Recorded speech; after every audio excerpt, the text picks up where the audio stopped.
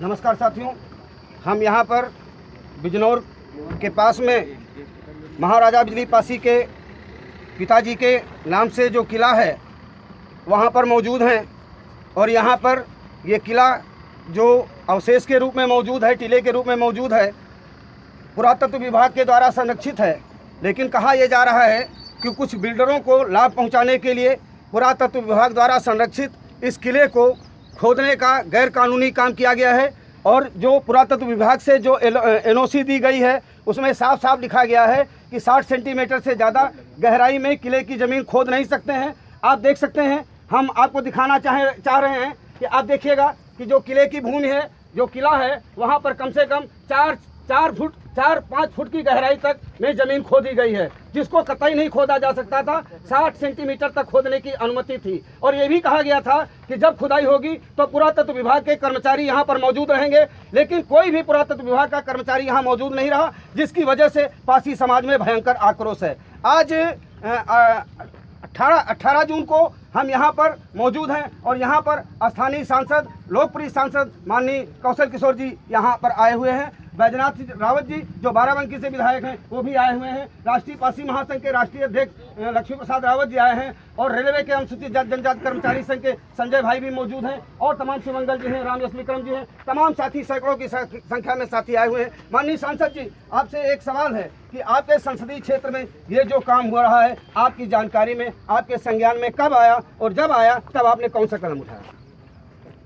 देखिए, ये पहले काम शुरू हुआ, हम लोगों को पता नहीं चला, लेकिन जब पता चला तो एसडीएम से तत्काल बात किया मैंने, एसडीएम सरोजिनी नगर जी से, और उन्होंने काम को रुकवाया। बीच में फिर शायद काम शुरू हुआ था तो उस समय के यूथ ब्रिगेड के लोग भी यहाँ पर पहुँचे, लक्ष्मी भैया पहुँचे और लोग भी पहुँचे सब, फिर उस काम को रुकवाया। फिर अधिकारियों से मैंने बात की और काम को रुकवाया गया।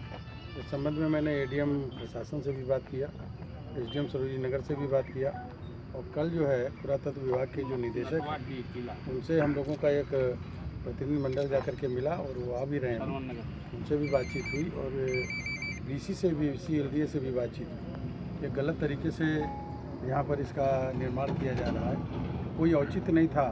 ये नटवा डी का जो टीला है उसकी मिट्टी खोदने का कोई औचित्य नहीं था, ना यहाँ पर कोई सड़क बनने का औचित्य था। सड़क ऑलरेडी जिस बात को लेकर के कि प्रधानमंत्री आवासीय योजना तक पहुंच के लिए जो मार्ग बनाने की बात है, तो वहाँ 2 तरफ से मार्ग ऑलरेडी बने हुए हैं पहुंचने के लिए, इसलिए इस तीसरे मार्ग की कोई ज़रूरत नहीं थी। ये जानबूझ करके किसी प्रॉपर्टी डीलरों को लाभ पहुंचाने के लिए ये नटवा डी है जो टीला है उसको खोदने का काम किया गया है। और जो एनओसी दिया है पुरातत्व विभाग ने उसका भी पूरी तरीके से अनुपालन नहीं हुआ है और एनओसी के विरुद्ध यहाँ पर काम हुआ है। क्रांतिपथ न्यूज की तरफ से, आवाज़ प्लस की तरफ से, RNT की तरफ से, VST की तरफ से हमारे जो साथी पत्रकार लोग मौजूद हैं, मैं माननीय विधायक जी बैजनाथ रावत जी से जानना चाहूँगा कि ये जो कार्यक्रम हो रहा है LDA की तरफ से, पुरातत्व विभाग की तरफ से जो निर्माण कार्य जो किया जा रहा है, किले से छेड़छाड़ की जा रही, उस पर आपकी क्या प्रतिक्रिया है? ये पासी समाज के आन बान शान का मामला है और जो नियमों की धज्जियाँ उड़ाई गई और पुरातत्व विभाग की जो गाइडलाइंस है या एनओसी दी गई उसका उल्लंघन किया गया है। अगर प्रशासन समय से नहीं चेता तो पूरे उत्तर प्रदेश का पासी समाज आंदोलित हो जाएगा और हम इसको न्याय लेके रहेंगे।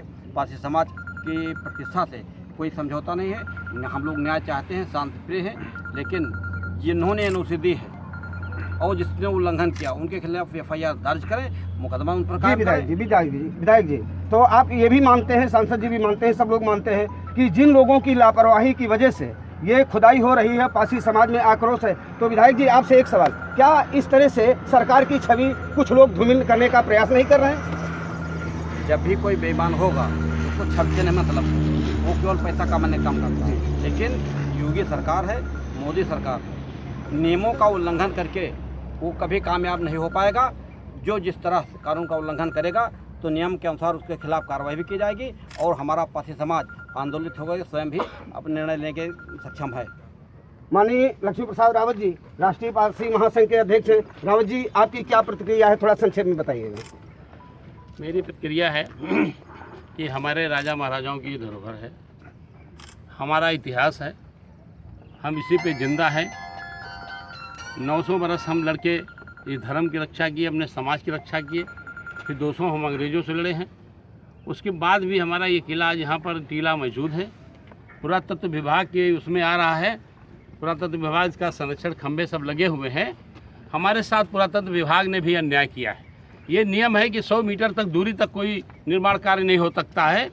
ये हमको मालूम है कि जब परिवर्तन चौक मायावती बनवा रही थी वो, तब उस समय सदर मंजिल के लिए ये था कि दूरी इसकी बढ़ाई जाए, इसका दूरी कम है, वो तो बाहर है। ये पुरातत्व विभाग ने कैसे इनको परमिशन दिया है जो उसके अंदर है। प्रधानमंत्री सड़क योजना का काम बहाना बना करके ये लोग गुमराह करके एनओसी दिया, फिर एलडीए ने भी गुमराह किया, एलडीए ने भी गुमराह किया पुरातत्व विभाग को, और एलडीए ने गुमराह किया अपने अधिकारियों को, शासन को। प्रधानमंत्री सड़क योजना की रोडें बनी हुई हैं, 2 तरफ से उसका रास्ता है। इस रास्ते की कोई ज़रूरत नहीं थी। जानबूझकर प्राइवेट बिल्डरों को ये दिया जा रहा है, जिससे ये बगल। रावत जी, सांसद जी आए हैं, विधायक जी आए हैं, सरकार के प्रतिनिधि हैं। जैसे बताया जा रहा है कि पुरातत्व विभाग के डायरेक्टर भी यहाँ आ रहे हैं, बातचीत होगी। अगर मान लीजिए बातचीत से समस्या का समाधान नहीं होता है तो पासी समाज अपने आंदोलन को किस स्तर तक ले जाने जिस स्तर तक हमारा न्याय नहीं मिलेगा, हम हर हद पार करना चाहते हैं। जो भी होगा देखा जाएगा। हर हद पार करना चाहते हैं। पासी समाज के क्रांतिकारी लोग, पासी समाज के पुरोधा, पासी समाज के लिए लड़ने वाले लोग हर हद पार करना चाहते हैं। माननीय सांसद जी, हम आपसे वो सवाल नहीं करेंगे जो हमने माननीय लक्ष्मी प्रसाद रावत से किया है। हमें उम्मीद है कि आप प्रयास करेंगे तो समस्या का समाधान हो जाएगा।